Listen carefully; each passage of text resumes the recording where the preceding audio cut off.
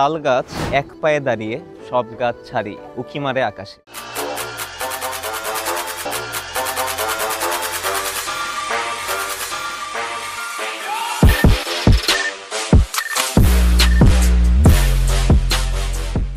বিশ্বকবি রবীন্দ্রনাথ ঠাকুরের তালগাছ কবিতার যদি বাস্তব চিত্র দেখতে হয়, তাহলে আপনাকে চলে আসতে হবে এই নওগাঁ জেলার নিয়ামতপুর উপজেলায়।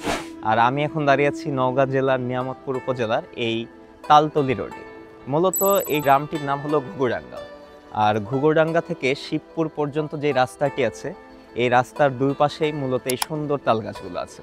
আমার দুপাশের এই তালগাছগুলো মূলত লাগানো হয়েছিল 1986 সালে, এবং এই সম্পূর্ণ রোডটির দৈর্ঘ্য হলো প্রায় 2 কিলোমিটার। ডানে এবং বামে সম্পূর্ণ 2 কিলোমিটার রাস্তা জুড়েই রয়েছে এই তালগাছগুলো। 1986 সালে বীজ বপন করার পরে আজকে এই তালগাছগুলো মাথা চারা দিয়ে দাঁড়িয়ে আছে।